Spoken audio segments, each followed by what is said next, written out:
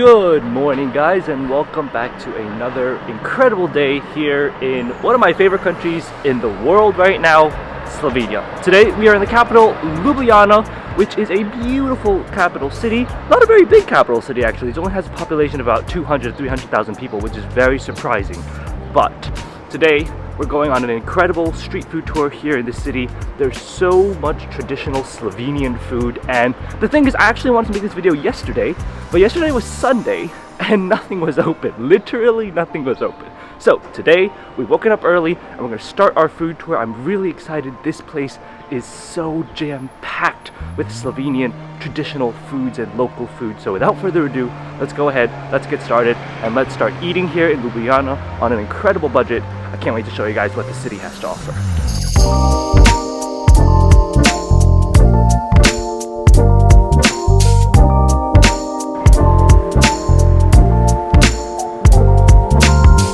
Get the meat burek, the pizza burek, and the apple burek, please. Alright, well, it's time for breakfast, and here breakfast in this part of Europe means we need burek. And we've got some pretty interesting ones. We've got the classic meat, which I've had before, pretty good, but we've also got pizza, which I've never seen before, and apple burek.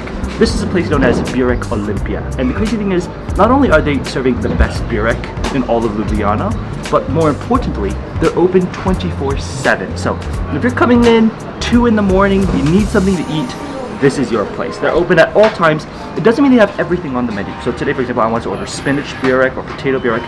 They didn't have that. They won't have everything, but they will be open and they'll have something, which is great. Now, like I said, we've got pizza burek, which is something I've never seen before. Usually you just have pizza. You don't usually have a burek pizza, but it's got some cheese, some tomato, classic sort of Italian influences here in Slovenia. After all, they do share a border. Then you've got apple burek, which is very, very interesting. Never had apple burek before. And of course, we have some meat burek. This is going to be a really exciting breakfast because there are some new flavors in burek I've never had before. But without further ado, let's go ahead and try pizza burek, and let's see how it goes.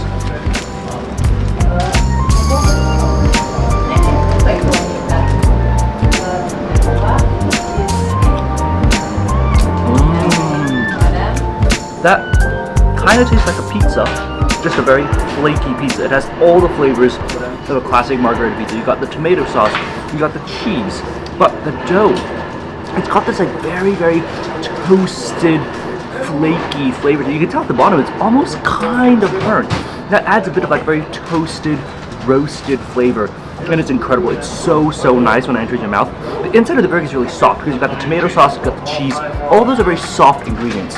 So when you counter that with a very, very crispy, flaky burek, that's amazing. I actually like that more than normal pizza. Normal pizza, you just have a dough, and the dough can be really tough to bite through sometimes. But with burek, it's just flaky, it just melts in your mouth, it dissolves, and that is what makes it perfect. Let's go ahead and try meat burek. We've had meat burek before. Meat burek is a classic staple here in Europe, so let's go ahead and give it a try.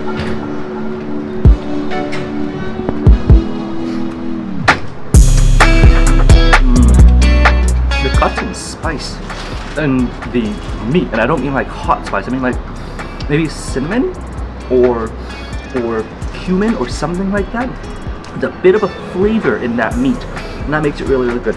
To be honest, I actually like the skin, the dough of the burek on the pizza more than the meat, but I really do like the meat. The flavor on that meat is really, really nice. It's got like a very interesting, like spiced flavor to it. Very small hint of it too. It's not too overpowering. You overall still taste the meat. That's the main part, but wow, the meat is also really good. I actually kind of like the pizza more. I think the pizza is super interesting. It's not one that I've ever had before, but the meat is still a classic here in this part of Europe, and a really good classic. Finally, apple. I don't know what apple burek is. I've never had apple burek before, but you can see the apple is cut into really, really small chunks. Like, it's not even like apple pie chunks. It's smaller than that. It's almost like minced apple. And they put it in between these sort of layers of burek. We gotta give it a try.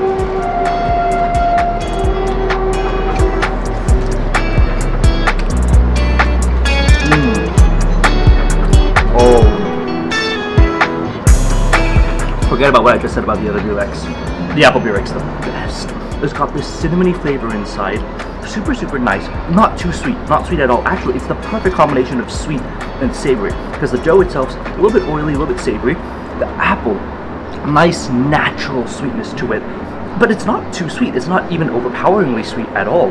And the flavor in the apple, because it's cut down so small, like tiny little like minced chunks almost, it tastes kind of like an apple puree, like apple sauce, and just inserted within the layers of the burek. That makes it really incredible. It also makes it super, super soft as well. Wow. I don't know, I feel like my apple one is favorite, but I've never had apple before, and the pizza is so interesting. I've never had pizza burek before. This burek experience has been very new, has been very exciting, and like I said, this place is open 24/7 and they offer so many different types of burek. I would say when you're here, you gotta come here. They've got like Traveler's Choice Awards. They're also rated #1 here in Ljubljana, so if you get the chance here in Ljubljana, this place, some of the greatest burek you're gonna find here in the city. The crazy thing is that place has been open since 1979 and they've been using the same recipe for all 40 years. I mean, 1979, Slovenia was still part of Yugoslavia. That's how old that place is. And they're open 24/7. The same recipe they've been using for 40 years, they've been keeping all day long for the last 40 years. Incredible place, some of the best burek you're gonna find. The apple burek, one of the best things I've ever had. All right, with that, burek really stuffs you up, so we're gonna take a little bit of a break and then we'll see what else there is to eat in Ljubljana.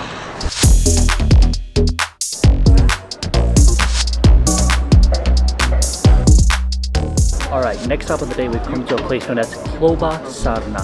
They are located in the old town here of Ljubljana and they're famous for their sausages.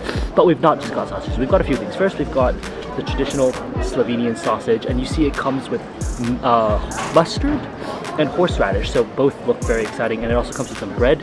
And then I've also got an Istrian stew. Now you can opt to put more sausage in the Istrian stew, but I figured with so much sausage already, I think we can skip out on the sausage in the Istrian stew. The Istrian stew is a very traditional stew made with like cabbage and beans and potatoes. Very traditional, very classic, and I'm excited to try it all out. What they actually have is that they have like a little timeline of what this shop was used for inside the store, and it goes back a very long time. Like I think those are like 1930s. This store used to be like one type of store, and then after that they changed it over time to what is now Kloba Sarna, a sausage shop. But without further ado, let's go ahead. I'm gonna get my first piece of sausage. I don't think I should put any sauce in yet. I think I should just try it out just by itself. Let's try our first Slovenian sausage. Let's go for it.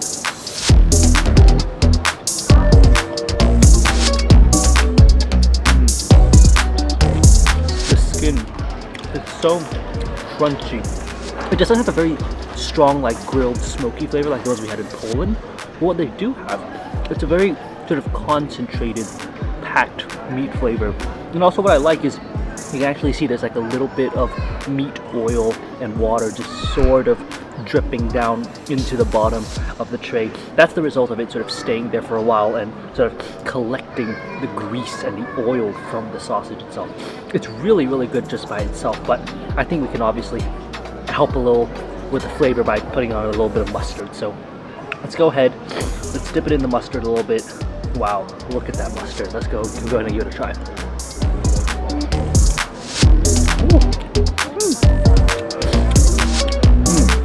That is a very spicy mustard actually.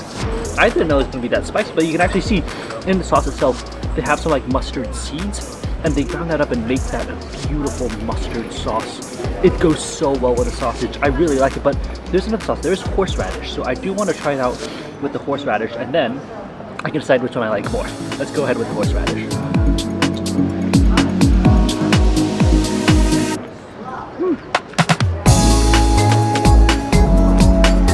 If I thought the mustard was spicy, whew, that horseradish just took it to a whole new level. I actually think the horseradish is a little too spicy for the sausage. Just like went right up my nose.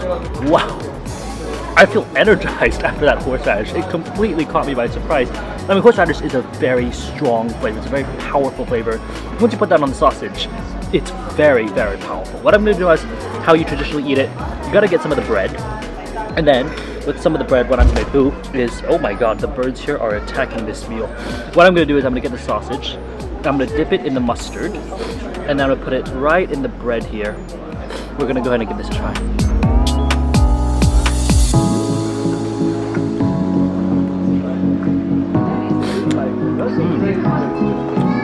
Oh, the bread. It's so soft on the inside, and it's still warm. I'm holding it right now and it's still warm. and it adds the perfect, nice, soft contrast that you need to the sort of snappy sausage that you have. The outside of the bread, you can see, is actually kind of crispy, but it's not hard to bite through. It's still really, really easy to bite through. I'm just gonna go ahead and dunk it in more of that mustard because I really love that mustard sauce. Let's give it a try.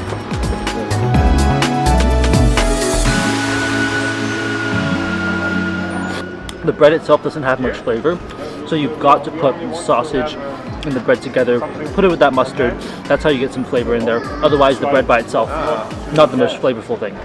Next thing we've got here at Ljubljana is their incredible Istrian stew. Now, like I mentioned, it's cabbage, sauerkraut, some potatoes, some beans. It's a really unique combination. And when I'm looking at it, it looks actually kind of watery. Like, I don't know if you can tell, but the stew itself is not really like cooked down into a thick sort of stew. It's quite watery by itself. But I've got to go ahead. I've got some of the beans, some of the cabbage, some of the sauerkraut, some of the potatoes. Mix that all in, get one nice big spoonful of it. Let's try it out.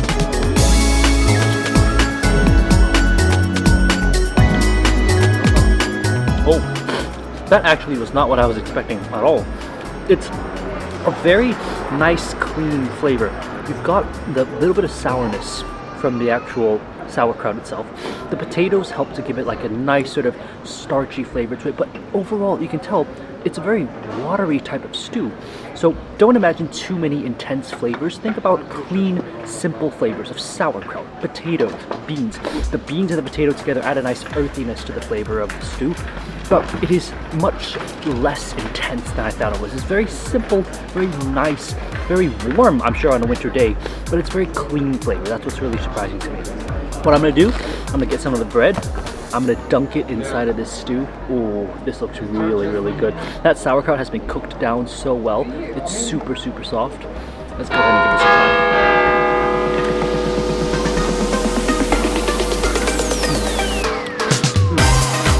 That bread just soaked up all the flavor from the stew. It's not like the spiciest stew, it's not the heaviest stew. It's a very light stew actually.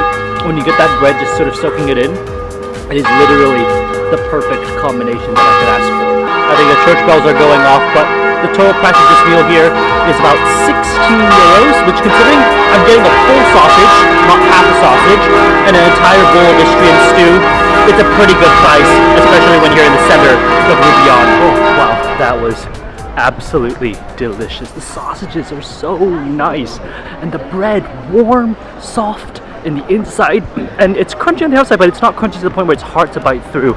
I mean, also for the price of 16 euros for all of that, the stew as well, plus the sausage, that is a really reasonable portion for a very reasonable price, especially in the center of Ljubljana. Great place, very traditional, very local Slovenian food, but it definitely filled me up. That bread, those bread rolls will fill you up. So, I'm gonna take a little break, and then we'll see what more we can eat here in Ljubljana. Alright, well, as you can tell, the sun has officially set here in Ljubljana, and that means it is time for us to get some food. And what I've got here is something very interesting. We've come to a place known as Ida Fast Food, I think that's how you call it. Ida Fast Food. And they do a lot of different things. They do like burgers and paskavicas, but I saw something very interesting. I saw something called a Jufka. And I never knew what a Jufka is, but it seems like a Jufka is just simply a sort of Mediterranean style wrap. But they do a little bit differently here. They add a lot of vegetables. They add a lot of cabbage, tomatoes, vegetables like the cabbage is like super, super finely cut.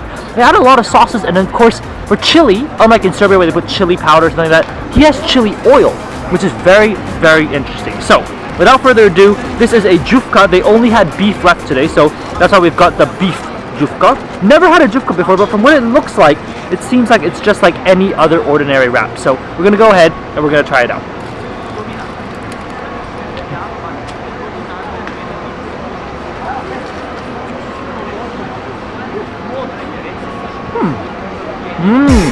That is unlike anything I've had here in Eastern Europe.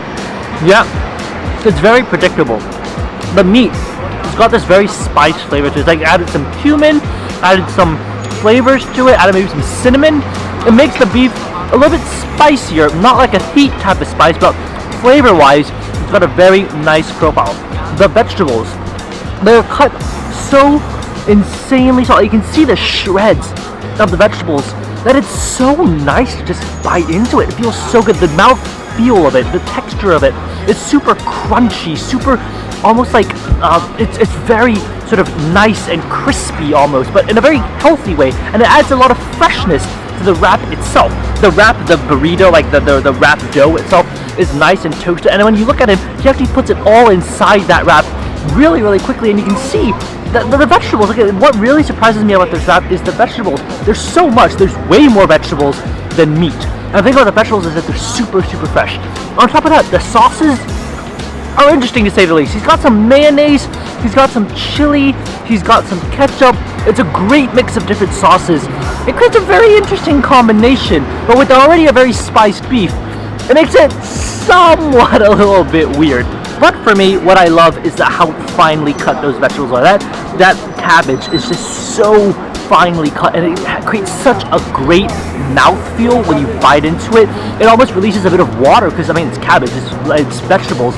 When you bite it, it has this like nice sort of release of water that really helps to combine all the flavors of the sauce and the beef and the tortilla wrap, and all that is really, really good.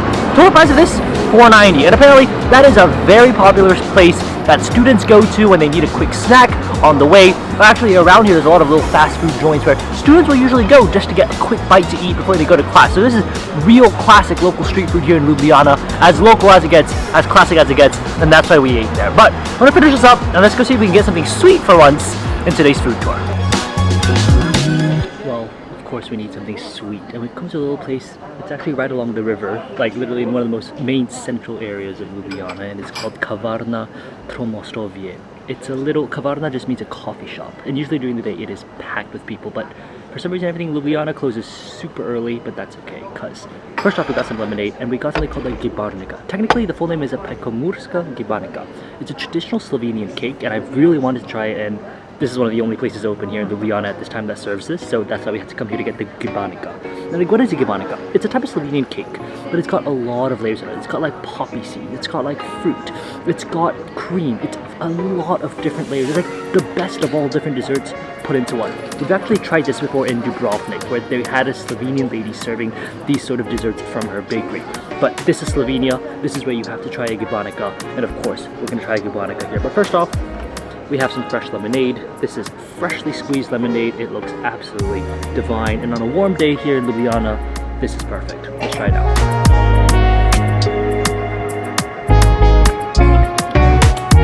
Something about freshly squeezed lemonade here in Slovenia and Croatia and Bosnia and the Balkans, it's just perfect. It just tastes so good here.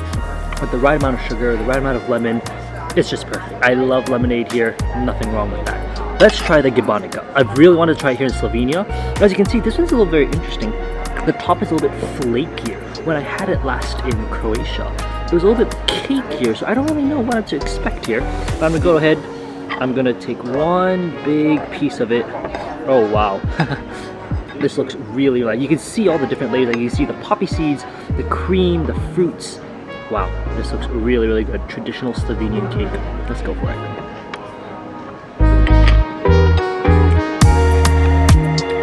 That is a very interesting cake with many different flavors in it.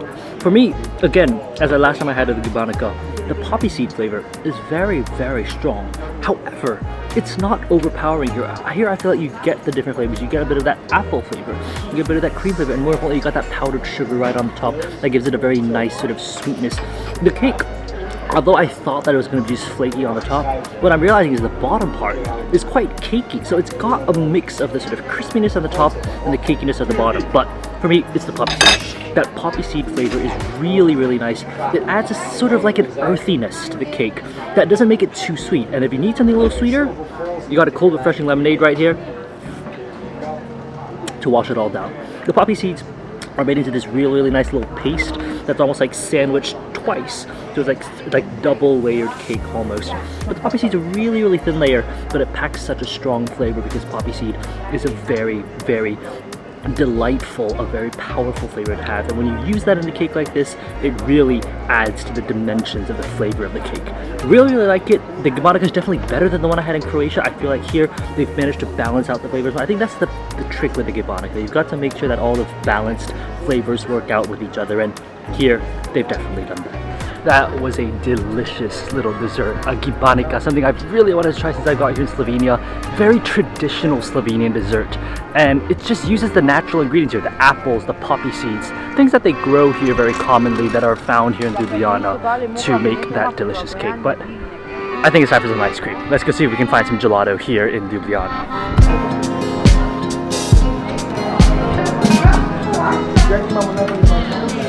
Alright, well, final stop of the day. We've come to a little place called Vigo. They're a little fancier, a little bit nice, like an artisanal gelato store. And the flavors they have are not your classic vanilla chocolate. They've got like very unique ones. I've got something called Raphael, which is coconut chips, everything coconut flavored. And I love some coconut. So it's dripping. Let me go ahead and try some of that first.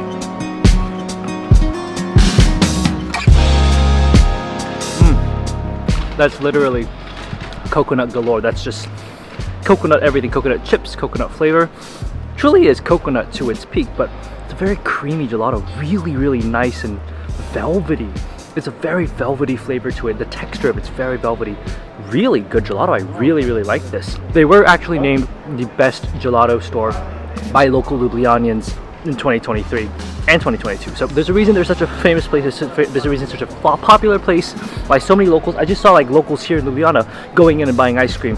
It may not be a traditional sort of ice cream shop open since, 1800, but they do some pretty good ice cream, and at the end of the day, that's all that matters. But with that, I'm gonna go ahead and end the video here. What an incredible food day it has been today. We've got so many incredible foods here in Ljubljana, from the sausage we had earlier, the Istrian stew, then the Jufka, I think that's how you call it, Jufka, and then the Gibanica, the cake here. A lot of very delicious Slovenian desserts, a lot of delicious Slovenian foods, a lot of delicious traditional Slovenian things that we've tried today. So it's been an exceptional day here. I hope you guys have enjoyed this food tour here in Ljubljana. If you did, definitely give it a thumbs up and subscribe for more food and travel videos. We've got more coming here from Ljubljana here in Slovenia, so make sure to stay tuned, and I'll see you guys on the next one. Bye guys.